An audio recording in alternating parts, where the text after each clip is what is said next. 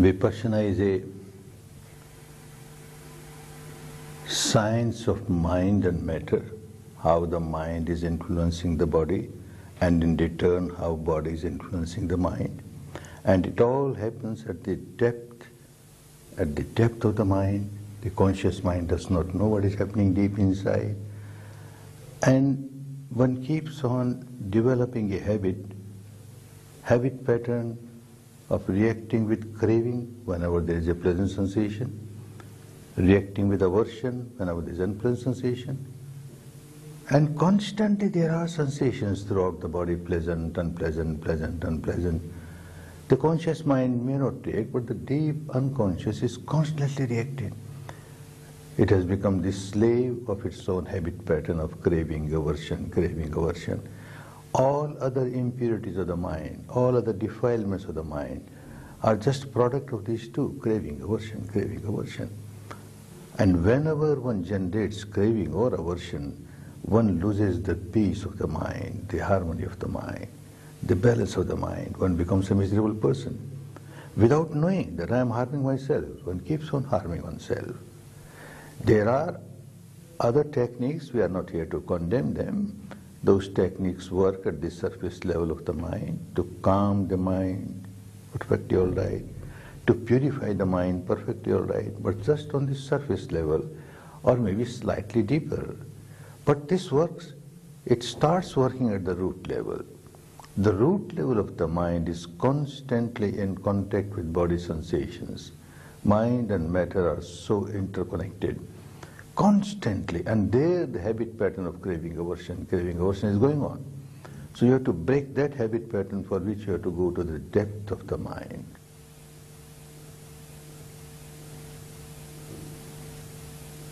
You have to make a part of the mind very sharp. So you join a 10-day course, and 3 days continuously you have to work observing the breath as it comes in, as it goes out. Natural breath. No breathing exercise, not try to control the breath. Natural breath as it comes in, as it goes out, keeping your attention on a small area below the nostrils, above the upper lip. And because you are with the truth, there is no imagination, there is no verbalization, there is no visualization, there is no self-suggestion, auto-suggestion, just the truth that you are experiencing, the breath, coming in, going out, coming in, going out, and a small area. Continuously are working for 3 days. This makes the mind very sharp, very sensitive. And at the end of 3 days one finds that you start feeling subtler realities.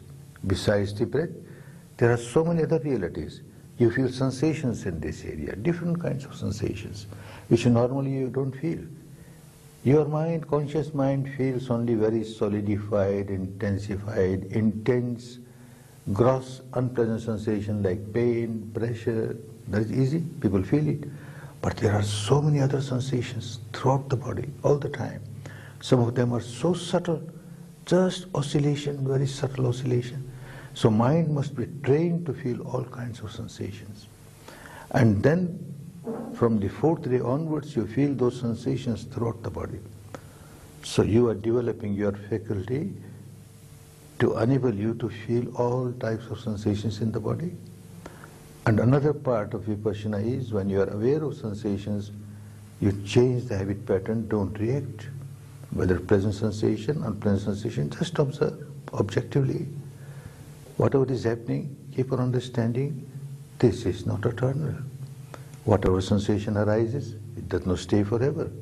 Very unpleasant sensation as a reason. Gross sensation. It arises, seems to stay for some time, but ultimately passes away. Sooner or later passes away.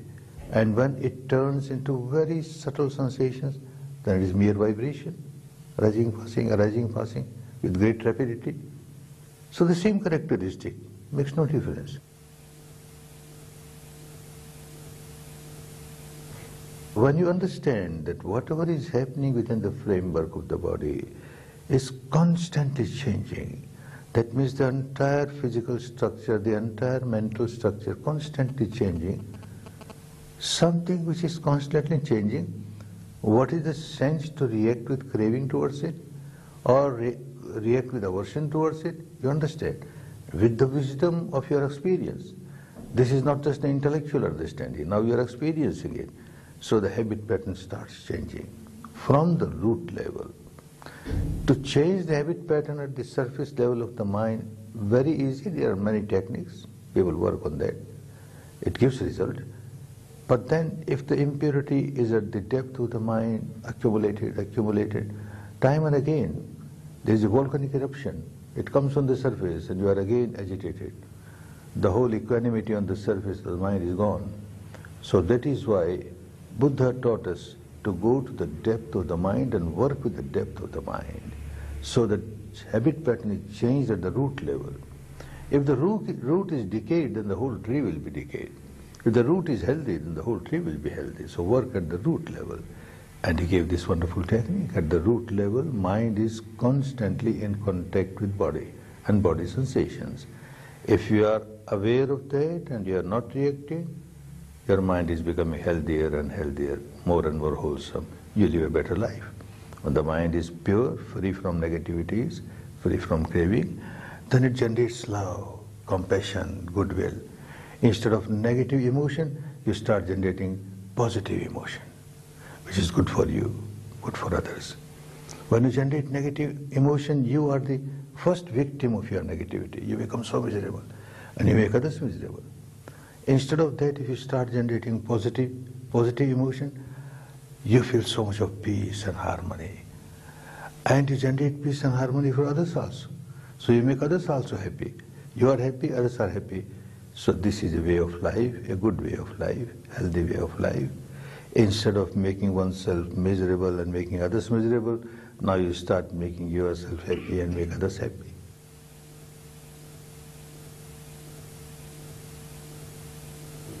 This is acceptable by everyone because it is not connected with any religion. There is no dogma, no blind belief, no cult, science of mind and matter.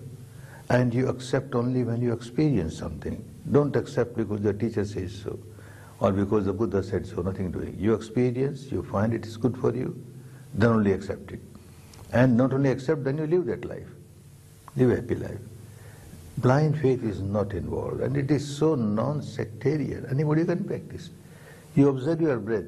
Now what label you give to the breath? It is not Hindu breath or Buddhist breath or Christian breath or anything. And then later on you start observing the sensations along with the contents of the mind. Say anger arises and there is unpleasant sensation. You can't give label to the anger, Hindu anger or Buddhist anger. Anger is anger. And the sensation that you get is so unpleasant. It is the same with everybody. And when that impurity goes away and you feel so much of peace, harmony, again what label? Peace and harmony is the same for everybody. So non-sectarian and so scientific, no blind faith is involved. It's a pure mental exercise.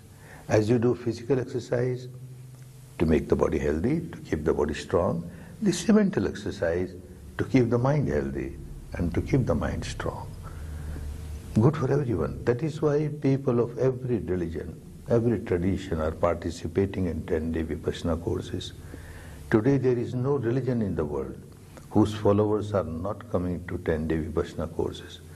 When they come, they find it is our religion. Because every religion has the same teaching as the essence.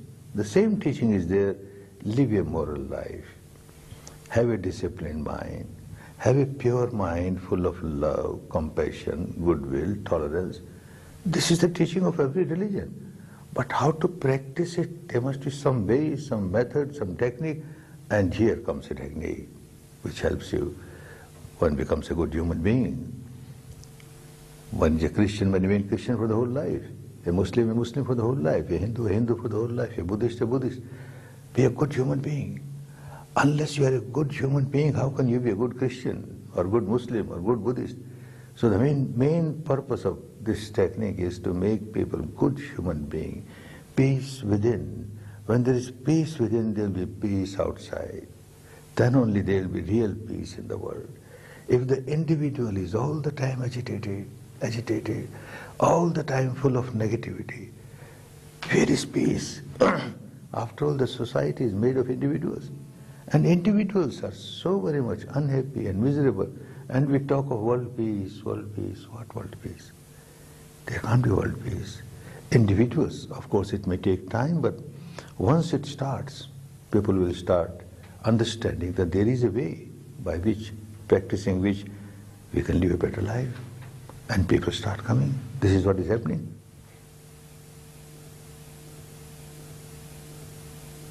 Last 32 years it has come out of Myanmar. It was maintained in Myanmar for thousands of years, originally from India. Buddha discovered it. And then it was lost in India after 500 years. Different countries it went, there also got lost. One country, Myanmar, maintained it. But there are also very few people, only from teacher to pupil, teacher to pupil. The rest of them, they never knew even what's happening. Now it has come out of Myanmar, and we find how the world is accepting it. Everywhere people like it because it is result-oriented. Not that you will get something after death also you will get, but what you get now is more important, here and now. And you get the benefit here and now.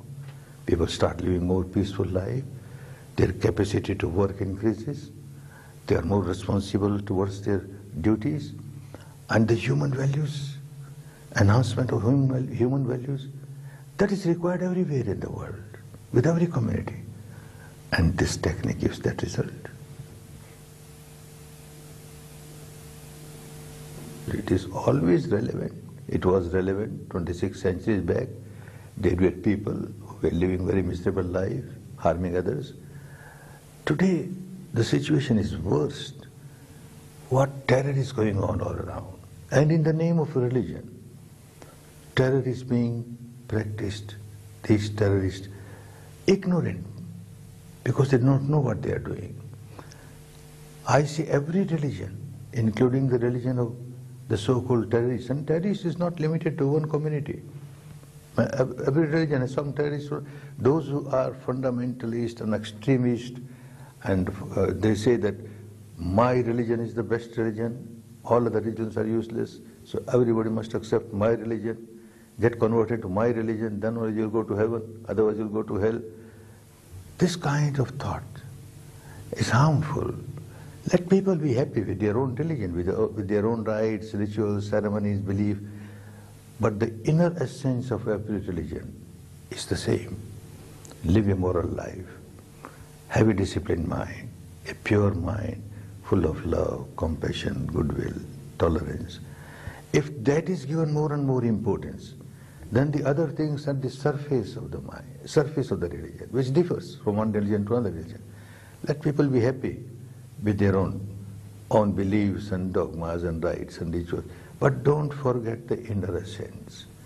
So this Vipassana helps you to give importance to the inner essence. Live a moral life, have a controlled mind, have a pure mind, full of love, compassion, goodwill, acceptable by every religion. So now there is a division between one religion and the other. Actually, if the religion divides, it is no religion. When it unites, then only it is a religion. And the inner essence of the religion is always uniting. The outer shell keeps on dividing.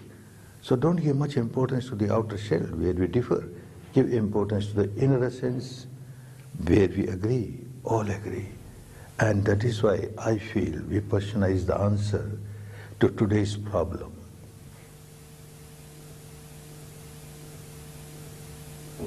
There are so many difficulties not only in the name of religion, but in the name of, say, in business also. One becomes so much greedy, overgreed, out of overgreed, one starts harming others. One is a millionaire, I must become multimillionaire, billionaire, multi-billionaire. By hook or crook, money must come to me without understanding how I am harming others, the consumers, the shareholders. With this technique, when purity comes in the mind, one will never do that. One will earn money, honestly, nothing wrong, without harming the consumers, without becoming dishonest to the shareholders. Then it is good, nothing wrong. Nothing wrong in earning money honestly and make use of it for the good of others also. Make use of it for your maintenance, for the maintenance of your family, maintenance of all those who depend on you, and then also for the good of the society. Out of the money comes from the society. So a part of it should go to the society. with all the compassion, all the love. Otherwise you give donation. A rich man, I give donation. A hospital, I make a school, I make a college. It must be known as Goenka school, Goenka hospital, Goenka college. This madness should go. It is not to build your ego. It is compassion, love for others. The volition must be more and more people get benefit from what I earn. My earning is not only for me, it is also for others. Then the whole system gets purified. It is so helpful. And time will come, because there is so much misery in every field of the society. Politicians, they don't care what they are doing. For them, their position, their power, their chair is more important. To get that, they will do anything. And to keep that, they will do anything. But with this, they won't take any wrong action. They will always look that I am here in this position to serve my people, to serve my people. So the attachment to power will become less. Serving people will be more important. So in every field, Vipassana will be so helpful, and it is helpful, getting helpful. From the student age, we give courses to children in schools, courses to the students in the colleges, and wonderful results are coming. There is memory becomes strong, very sharp. Their ability to understand the subject becomes clearer. And character building, of course, from the childhood, they have got good character building. Similarly, courses are given in the prisons. Hard criminals, these terrorists, when they are in the prison, they take courses, 1 course, 2 course, 3 course, a big change. A change starts coming. The officers in the jail, they can't agree what happened, how it happened. There is no magic, no miracle. It is an exercise. By this exercise, they change themselves. So it is relevant everywhere, everywhere. It must spread.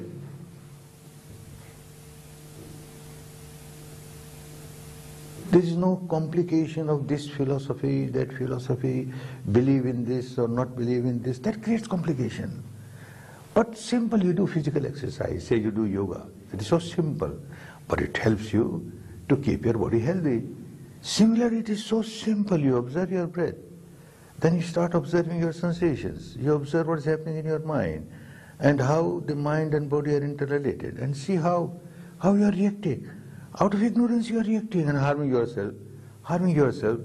When you realize that, you stop reacting. You don't harm yourself. Nobody wants to harm oneself. It is simple.